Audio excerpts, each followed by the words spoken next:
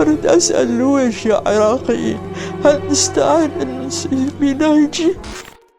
العتب الأخير للعراقيين من الأميرة بديعة، آخر أميرة في سلالة العائلة المالكة العراقية، وريثة العروش والناجية الوحيدة من إحدى أبشع المجازر في العراق، الانقلاب الذي يعد حادثا مفصليا في التاريخ العراقي. تابعوا معنا في هذا الوثائقي القصة الكاملة للأميرة بديعة، وقصة مذبحة قصر الرحاب التي قضت على عائلتها كلها بوحشية، فكانت هي الناجية الوحيدة منها. لكن قبل أن نبدأ نحب أن نذكركم ألا تنسوا الاشتراك وتفعيل زر الجرس. المذبحة كان صباحا صاخبا بكل معنى الكلمة، إطلاق نار يعم قصر الرحاب، ومسلحون منتشرون يصرخون بالجميع بمن فيهم الملك وأسرته، ويطالبوهم بالاستسلام والتجمع في القصر. ثم تدخل مجموعة من الضباط، وما أن تجمعت العائلة في القصر حتى أطلقوا عليهم النار وأردوهم قتلى جميعا، ليؤرخ يوم 14 من يوليو عام 1958 يوما أسود في تاريخ العراق. وبينما يصنف عراقيون ما حدث على أنه ثورة، يطلق عليه آخرون انقلابا. المهم أنه في ذلك اليوم تم القضاء على العائلة العراقية المالكة بأكملها، ولم يبقى منهم أحد إلا الأميرة بديعة، بطلة حلقتنا اليوم، والتي لقبها العراقيون بوريثة العروش. فإليكم حكايتها. ولدت الأميرة بديعة عام 1920 بدمشق، وقضت طفولتها متنقلة بين مكة المكرمة والأردن. وعقب تأسيس المملكة الهاشمية في العراق عام 1921 على يد الملك فيصل الأول، انتقلت الأميرة إلى بغداد. كانت سليلة أبرز الملوك، فهي بديعة بنت الملك علي بن الحسين. وعام 1950 تزوجت الشريف الحسين بن علي أمير مكة، ولها منه 3 أولاد، علي ومحمد وعبد الله. وعمها هو الملك عبد الله الأول، ملك المملكة الأردنية الهاشمية ومؤسسها. أيضا هي خالة آخر ملوك العراق فيصل الثاني، وشقيقة الوصي على عرش العراق آنذاك الأمير عبد الإله. أما شقيقاتها فهن الأميرة عابدية المولودة عام 1907، والملكة عالية المولودة عام 1911 وهي آخر ملكات العراق، والأميرة جليلة المولودة عام 1922. عائلة عريقة.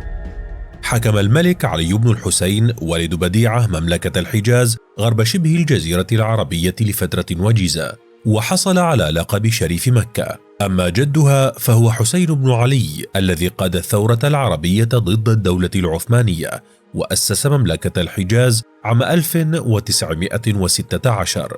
في عام 1925 غادرت الأميرة مع عائلتها مكة إلى العراق بعد الإطاحة بملك أبيها.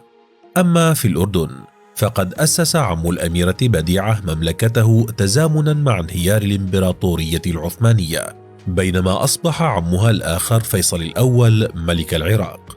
كانت الحياة في بغداد بالنسبة للأميرة الشابة حياة مليئة بالإثارة والمتعة، وقد قارنت في لقاء تلفزيوني لها بين الحياة في عمان آنذاك والحياة في بغداد، فقالت: كانت بغداد جميلة مقارنة بعمان، لأن عمان كانت صغيرة ومضاءة بالشموع، بينما كانت هناك كهرباء في بغداد وجسر وكورنيش مرتفع. كانت بغداد جميلة وأحببتها.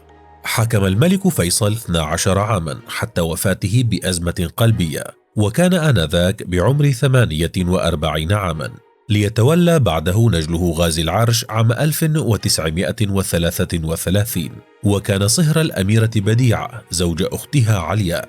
ثم توفي بعد 6 سنوات من حكمه إثر حادثة سيارة في بغداد. تولى الحكم بعده ابنه فيصل الثاني الذي كان عمره 3 سنوات فقط. ومرة أخرى وجدت الأميرة بديعة نفسها بالقرب من مقاليد السلطة، إذ أصبح شقيقها الوصي على الملك الصغير ريثما أكمل تعليمه في بريطانيا في هارو، وبلغ 18 من عمره، فتسلم مقاليد حكمه عام 1953. ويشهد له أن العراق عاش ازدهارا فريدا تحت سلطانه الذي انتهت تلك النهاية المأساوية. وكان غياب الأميرة آنذاك عن قصر الرحاب سببا في نجاتها من تلك المذبحة، وما أن سمعت بها حتى لجأت إلى السفارة السعودية في بغداد التي قضت فيها 3 أشهر قبل أن تؤمن السفارة لها خروجا بالطائرة إلى القاهرة برفقة زوجها وأبنائها، إذ عاشت بعضا من الوقت في مصر، ثم انتقلت بعدها إلى سويسرا ومنها للمملكة المتحدة حيث استقرت فيها مع عائلتها. وريثة العروش. في لندن قضت بديعة معظم حياتها، وكانت دائما تدعم ابنها الشريف علي بن الحسين الذي قضى حياته وهو يسعى لاستعادة أمجاد الملكية في العراق معارضا الرئيس الأسبق صدام حسين.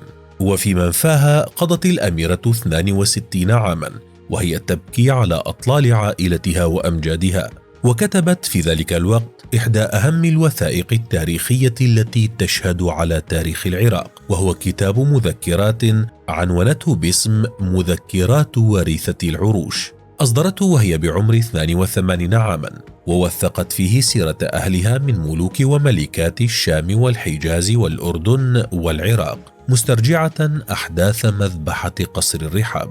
وبثت في هذا الكتاب همومها وأحزانها وأحزان أبيها وأعمامها وجدها وأبنائهم وأحفادهم، ولم تنس أن تروي قصة أخيها الأمير عبد الإله وأمها الملكة نفيسة وأخواتها الملكة عالية والأميرتين عبدية وجليلة. باختصار، كانت هذه المذكرات تأريخا وتوثيقا لحياة الأسرة المالكة العراقية كلها. شاهدة على العصر. وصفت هذه الشاهدة بالجرأة والصدق والعفوية، خاصة في توثيقها للتاريخ، إذ احتوت مذكراتها نقدا لاذعا وتقييما سياسيا لتلك المرحلة، إضافة إلى أنها ضمنتها 170 صورة نادرة كانت معظمها تنشر للمرة الأولى، فاكتسبت قيمة تاريخية وتوثيقية كبيرة لحياة العائلة الهاشمية من الخمسينيات وحتى بداية القرن العشرين. كذلك كانت ترفق صورها بشرح تفصيلي، ما أكسب تلك الصور أهمية كبرى، إذ كانت تكتب تاريخ الصورة وأسماء الأشخاص وفوق ذلك مناسبة الصورة، ليوصف بذلك الألبوم المرفق بالمذكرات بأنه أحد أكثر الوثائق أهمية في تلك الفترة. في مذكراتها أيضا ذكرت الأميرة بديعة دور الملك سعود في حمايتها وعائلتها بتلك الفترة الحساسة، حيث وقف معهم موقفا نبيلا لم يقفه حتى أقرب الناس إليهم، حين كلف السفير السعودي في العراق آنذاك إبراهيم السويل بتقديم الرعاية الكاملة لهم في وقت كان صعيبا جدا عليهم تنكر فيه لهم الكثيرون. قصر الرحاب والمجزرة الكبرى. يعد قصر الرحاب القصر الملكي الثاني بعد قصر الزهور، بني على نفقة العائلة المالكة العراقية آنذاك غرب محافظة بغداد بين منطقة الحارثية ومعرض بغداد الدولي، وقد تم إنجازه بإشراف من الوصي على العرش الأمير عبد الإله عام 1937.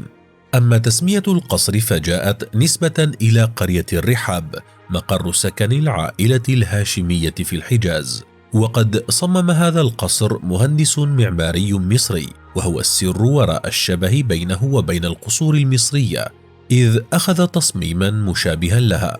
وبعد اكتمال بنائه أمرت العائلة المالكة بلدية بغداد تبليط أجزاء من القصر، لكن الأمانة رفضت حينها كون القصر ملكا خاصا وليس حكوميا، ليكمل الأمير عبد الله بلاط القصر على نفقة العائلة الخاصة.